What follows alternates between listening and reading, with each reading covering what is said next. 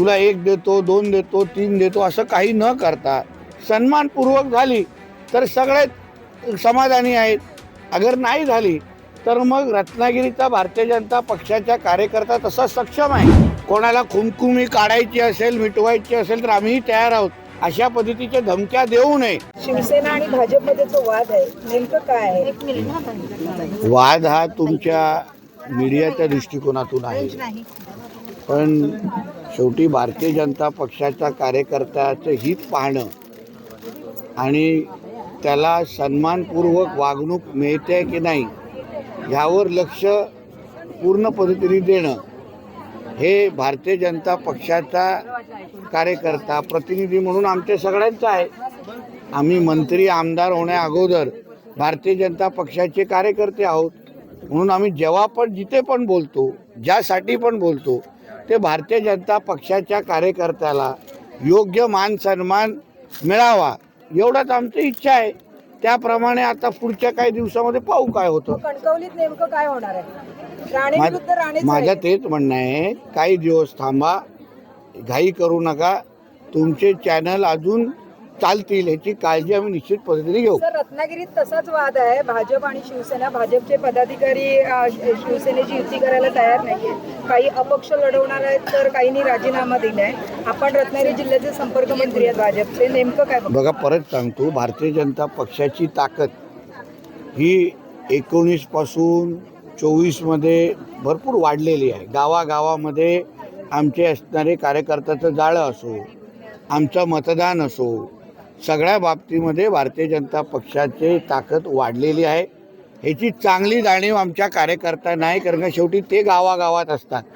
म्हणून आम्ही नेहमी सांगतो की कुठलीही पद्धतीची युती करत असताना रत्नागिरीमध्ये अगर सन्मानपूर्वक झाली, जिथे भारतीय जनता पक्षाच्या कार्यकर्त्याला कमी न लेखता तुला 1 देतो, 2 देतो, 3 देतो असं काही न करता सन्मानपूर्वक झाली तर सगळे समाधानी आहेत. अगर नाही झाली तर मग रत्नागिरीचा भारतीय जनता पक्षाच्या कार्यकर्ता तसा सक्षम आहे, कारण का लोकसभेच्या निवडणुकीमध्ये अखेर भारतीय जनता पक्षाच्याच कार्यकर्त्यांनी आमच्या खासदार राणेसाहेबांच्या निवडणुकीमध्ये भरपूर काम केलं, दिवस रात्र काम केलं. म्हणून कार्यकर्त्याला आता अपेक्षा आहे की बाबा आता आमच्या निवडणुका आहेत, आमच्या निवडणुकीमध्ये सन्मानपूर्वक व्हावं, कोणी आम्हाला कमी लेखू नये, हलक्यात घेऊ नये, कोणी आम्हाला सुक्या धमक्या देऊ नये. कोणाला खुमखुमी काढायची असेल, मिटवायची असेल तर आम्हीही तयार आहोत. अशा पद्धतीच्या धमक्या देऊ नये एवढीच प्रत्येक कार्यकर्त्याची इच्छा आहे. आणि त्या अनुसार अगर कार्यकर्त्यांनी आपल्या आपल्या पद्धतीने अगर भूमिका मांडत असतील तर त्याची दखल निश्चित पद्धतीने पक्षश्रेष्ठी घेतील. दुबार चोरीचा मुद्दा आहे तो परत आलेला पाहायला मिळतोय. मनसेने ठिकाणी दुबार जे वोटर्स आहेत मुंबईमधले त्यांचे आयडेंटिफिकेशन करण्यासाठी काही टीम नेमलेले आहेत.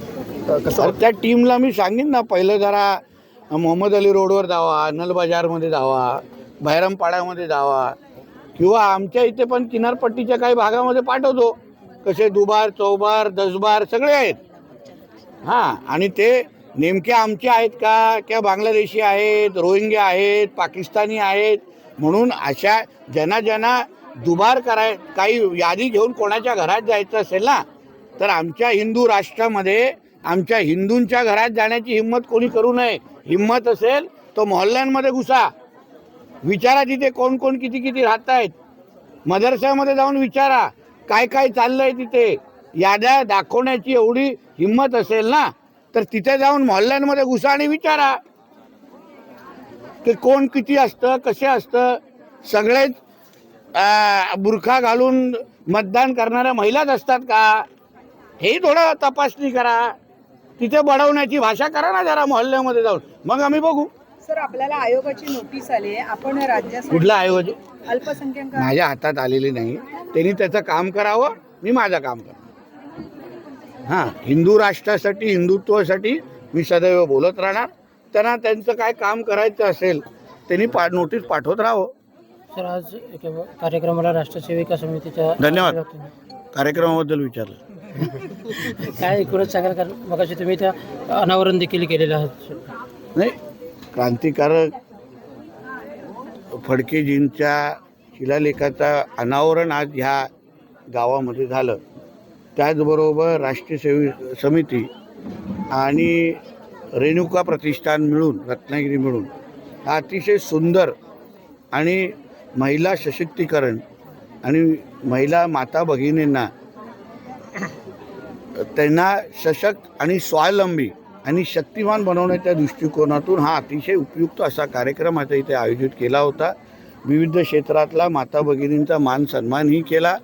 आमच्या अभ्यंकरताई असतील, अन्य ज्येष्ठ सहकारी ताईंनी अतिशय चांगलं उपयुक्त फडकेजींचं पूर्ण त्यांनी जो इतिहास घडवलेला आहे त्याहीबद्दल तो ज्वलंत इतिहास आमच्यासमोर मांडण्याचं काम केलं. अतिशय प्रेरणादायी हा कार्यक्रम होता.